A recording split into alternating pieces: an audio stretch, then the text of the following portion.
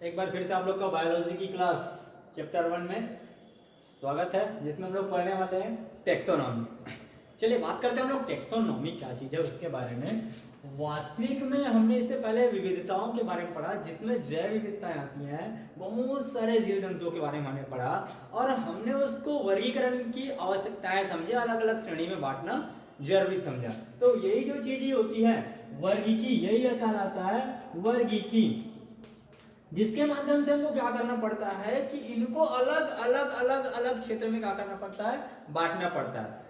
तो वास्तविकता में क्या इनकी जरूरत थी ये तो हमने पढ़ लिए, क्यों थी, किस लिए थी, वर्गीकरण की आवश्यकता क्यों थी, ये हमने जान लिए हैं। अब हम बात करेंगे टेक्सोनॉमी की, वर्गीकी की। तो विज्ञान की वह शाखा या जीव विज्ञान की वह शाखा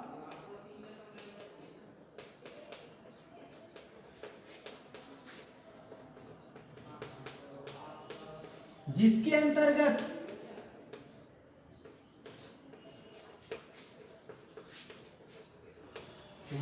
जीवों के वर्गीकरण का अध्ययन किया जाता है। किनके अध्ययन कर रहे हैं हमको? जीवों के वर्गीकरण का अध्ययन किया जाता है। जीवों के वर्गीकरण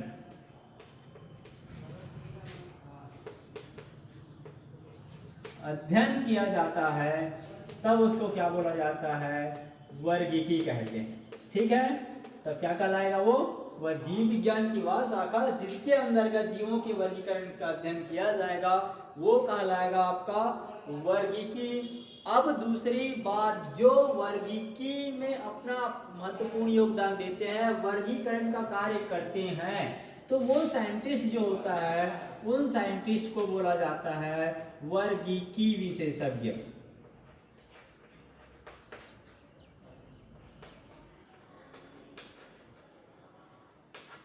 ठीक है, वर्गीकी विशेषज्ञ हम इनको बोलेंगे, जाहिर से बात है।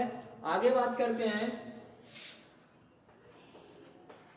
ये रहा वर्गीकी विशेषज्ञ, क्योंकि हर एक क्षेत्र में जिनको अपना अपना कार्य करना रहा है, उस क्षेत्र में वो अपना खुद का स्पेशल वर्क करता है, विशेषज्ञ होता है। ठीक है, चलिए हम अब बात करते हैं जीव विज्ञान। तो जैविक जो कार्य होता है, जीव विज्ञान की मैं बात कर रहा हूं, हमने इनको अलग अलग क्षेत्र में बांट दिया। तो अब वास्तविक में ये हुआ कैसे, किस लिए हुआ, इनकी आवश्यकता क्यों पड़ती है, क्या करना पड़ता है, उसके बारे में हम लोग जानेंगे। तो वास्तविक में ये वर्गीकी विशेषज्ञ की मैं बात कर रहा हूं, तो सबसे पहले वर्गीकी के बारे में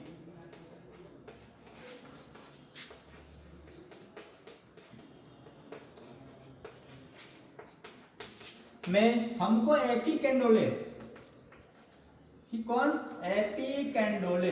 ये जो एपी कैंडोले नामक वैज्ञानिक है, इन्होंने 1813 में हमको बताया कि वास्तविक में वर्गीकी क्या चीज है। इसको दो वर्ड से लिया गया है, दो वर्ड से लिया गया है, टेक्सो प्लस नॉमी। टेक्सोनॉमी दो वर्ड से लिया गया है, टेक्सो और नॉमी, जिसमें आपको कुछ पद जो होते हैं, जो टेक्सॉन होता है, उनका क्या करना होता है? नामकरण देना होता है। ठीक है, चलिए अब हम बात करते हैं वास्तविकता में क्या होती है उसके बारे में। तो वर्गीकी के प्रमुख 3 तत्व हैं।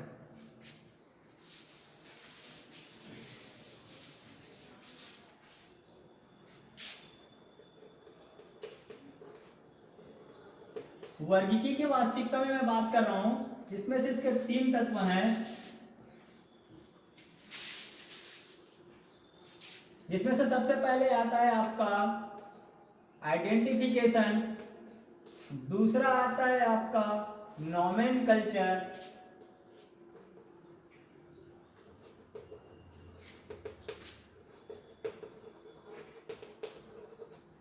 दूसरा आता है आपका नोमेनकल्चर,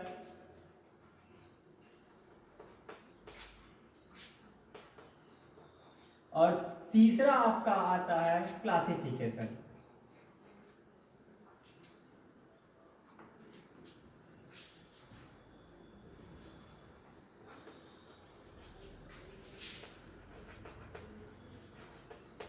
ये 3 चीजें हम लोग देखेंगे। फर्स्ट जिसकी मैं बात कर रहा हूं, आइडेंटिफिकेशन, जिसका हम लोग कहते हैं पहचान। ठीक है, दूसरा वर्ड आता है आपका नोमेनकल्चर, जिसमें आप करने वाले हो नामकरण, और तीसरा जो आता है क्लासिफिकेशन, इसी में आपको बताना है वर्गीकरण को। ठीक है, चलिए हम बात करते हैं सबसे पहले इसका पहचान। तो जितने भी साइंटिस्ट ने जब किसी भी जंतु प्लांट के बारे में जब देखा होगा, तो सबसे पहले उनको क्या प्रदान किया गया, आइडेंटिटी प्रदान किया गया। उनके लक्षण के आधार पर, उसके समानताओं के आधार पर उनको एक साथ समूह में क्या किया गया, स्थापित किया गया। यही होता है ना, आप जब विद्यालय आते हो तो आपको क्या दिया जाता है, आइडेंटिटी दिया जाता है कि आप कौन से वर्ग के हो, आप बायोलॉजी वर्ग के हो, कॉमर्स से, एग्रीकल्चर और मैथ, ये आपको ऑलरेडी क्या दिया जाता है, आइडेंटिटी दिया जाता है। ठीक है, आइडेंटिटी देने के पश्चात ही वहां पे आपका आगे का कार्य शुरू होता है। ठीक है, चलिए आगे हम लोग बात करते हैं। दूसरा आता है आपका नामकरण के बारे में। नामकरण एक ऐसा हो जो विश्वव्यापी हो, नामकरण जो सारा जगह एक समान जैसे चलता हो। नहीं तो क्या होता है कि हम अपने डोंगरगढ़ के एरिया में कुछ और बोल रहे हैं, वही डिस्ट्रिक्ट लेवल में कुछ और बोल रहे हैं, और जो ठीक है स्टेट लेवल में और कुछ बोल रहे हैं, वर्ल्ड में कहीं कुछ और बोल रहे हैं, ऐसा नहीं। ठीक है, क्योंकि कई चीजें ऐसी है जिनको अलग अलग क्षेत्र में अलग अलग के नाम से जाना जाता है। तो जिसके कारण से ये कैसा होना चाहिए, सर्वव्यापी होना चाहिए, पूरा विश्व में फेमस होना चाहिए। विश्व के हिसाब से इनको लिया जाता है, ताकि जैसे कि मैं किसी भी प्लांट की बारे में बात करूं, या आलू की बात करता हूं, जैसे उसमें होता है सोलेनम ट्यूबरोसम। सोलेनम ट्यूबरोसम के जब हम यहाँ बात करते हैं तो यहाँ पे भी आलू को ही सोलेनम ट्यूबरोसम बोला जाता है। चाहे इंग्लैंड में हम चले जाएं, वहाँ पे भी उसको सोलेनम ट्यूबरोसम बोला जाएगा। अमेरिका में भी गए तो हम वहाँ पे भी हमको सोलेनम ट्यूबरोसम बोला जाएगा। लेकिन ये जरूरी नहीं है कि हम यहाँ पे जब आलू बोलते हैं उसको इंग्लैंड में भी आलू बोला जाए और अमेरिका में भी आलू बोला जाए। ठीक है, तीसरा वर्ड आता है आपका वर्गीकरण। अब इतने सारे वर्ड कंप्लीट होने के पश्चात हम देखते हैं कि आपको अब उनका क्या करना है, वर्गीकरण। लक्षणों के आधार पे, समानताओं के आधार पे आपको अलग अलग उनको रखना है। रखने के पश्चात आप इसको समूह के हिसाब से वर्गीकृत करोगे कि आप उनकी जाति एक समान है, कि उनका वंश एक समान है, कि वास्तविक में जो उसका फैमिली होता है, जो ऑर्डर होता है, जो फाइलम होता है, वो एक समान है या नहीं है। तो ये आता है आपके वर्गीकी के अंतर्गत आने वाले 3 तत्व, पहचान, नामकरण और वर्गीकरण। ठीक है, तो हम लोग इसमें हम बहुत कुछ, यदि ऐसा होता है तो इसमें हम पहले पढ़ने वाले हैं जगत। देखते हैं, जगत के बाद आता है आपका संघ आ जाता है, संघ के बाद आपका आ जाता है वर्ग आ जाता है,